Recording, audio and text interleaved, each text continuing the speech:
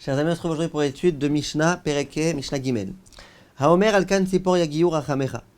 Soit un homme qui dirait à Kadosh Baruch Hu, de la même façon que toi, Kadosh Baruch Hu, tu as fait preuve de miséricorde à l'égard des oiseaux, du nid et des oiseaux, quand tu as donné la mitzvah de Shiloh Haken, de d'abord chasser la maman avant de prendre les enfants. De la même façon, sois miséricordieux à notre égard. Ou alors, un homme qui dirait Ve'al tov izacher shimcha. Pour tout le bien que tu fais, on te remercie. On te fait des louanges pour tout le bien que tu nous fais. Ou alors, quelqu'un qui dirait Modim, modim. On te remercie, on te remercie. Meshat kinoto. Dans tous ces cas-là, on fait taire la personne qui tiendrait ce genre de discours. Alors pourquoi est-ce qu'on fait taire? Regardez Rabbi Ovaya Barthénoura. Alkan tzipor yagiu rachamecha. Kmo she'igi ou rachamecha al tzipor, de même façon que toi, Kadosh Baruch Hu, tu as été miséricordieux à l'égard de l'oiseau, de gazarta l'utikachaim alabanim, et tu as donné l'ordre de ne pas prendre les enfants alors que la mère est encore présente. Ken tachus verachem alenu. De la même façon, sois miséricordieux à notre égard. Mais Shat Kyoto, on le fait taire pourquoi? Parce que ce faisant, on est en train de dire que la raison pour laquelle il y a la mitzvah de Shiloh Haken, c'est parce que Kadosh Baruch Hu est miséricordieux. Or, c'est pas vrai. Les Gzerot d'Akadosh Baruch Hu, c'est Gzera, c'est un décret. Va savoir c'est quoi la véritable raison. Donc non, tu peux pas maintenant commencer à donner un sens à la mitzvah et dire que toute la raison pour laquelle cette mitzvah, c'est parce que Kadosh Baruch Hu est miséricordieux et qu'il y a eu de la peine pour la maman. Et les commentateurs de dire, le Rambam et compagnie, que c'est quoi? C'est Gzerat HaKatuv. Gzerat HaKatuv qu'il faut d'abord chasser la maman. Gzerat HaKatuv. Alors évidemment, les commentateurs, ils s'interrogent. Ils disent, mais c'est évident que l'une des raisons, c'est pour que l'homme il s'habitue à être miséricordieux. Il écrit Verachamav al kol ma'asav, Kadosh Baruch Hu, il a pitié pour le monde tout entier, y compris pour les animaux. Donc c'est évident que c'est entre autres l'une des raisons. Le Khatam Sofer explique, il dit, c'est vrai. Mais tu ne dois pas accomplir ça pour ça. Parce qu'en dehors de cette raison, c'est possible qu'il y ait encore des milliers de raisons. Et puisqu'il y a d'autres milliers de raisons, toi, il faut que tu accomplisses la mitzvah parce que c'est Kadosh Baruch Hu qui a ordonné. Et Khatam Sofer, il donne un exemple. Il dit la mitzvah de la Brit Mila. Pourquoi c'est bien la Brit Mila? Parce que ça sauve tout type de maladies et compagnie. C'est bien d'avoir fait la Brit Mila à un enfant. Il dit, mais il n'empêche qu'un enfant qui est né, que la Brit Mila a déjà faite, il faut quand même lui faire couler une petite goutte de sang. Ce qui s'appelle la Hatafa.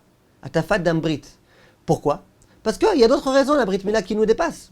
Donc quand quelqu'un il vient et il dit, moi, toute la raison pour laquelle j'accomplis la mitzvah, c'est uniquement parce que c'est Rachamim, c'est pas suffisant. Il faut savoir que la mitzvah, elle recèle en elle des milliers et des milliers et des milliers de raisons possibles et éventuelles qui nous dépassent. Donc, ne restreins pas un petit peu la mitzvah. Ve'al tov izacher shimcha. Mashma al tovatra, quand tu dis on te remerciera pour le bien, ça veut dire pour le bien que tu fais. Ve'al hara lo nodeh. Par contre, le mal, on ne sera pas reconnaissant à ton égard. Ve'aria nu chavin varech al hara kshen shvachim à toi, prends le fait taire. Parce que nous, on a un principe, c'est qu'il faut remercier Kadosh Baruch Hu pour le mal comme pour le bien comme pour le mal. Modim, modim, pour quelqu'un qui dit merci, merci, on est reconnaissant, on le fait taire. Parce qu'il donne l'impression qu'il y a deux dieux. Il remercie un dieu, il remercie l'autre dieu. Donc non, modim, tu dis une fois. Il dit Rabbi Ovadia, il dit c'est uniquement quand on est en public, il ne faut pas dire modim, modim. Mais si tu es tout seul, tu dis Hachem, je te remercie, on aurait le droit.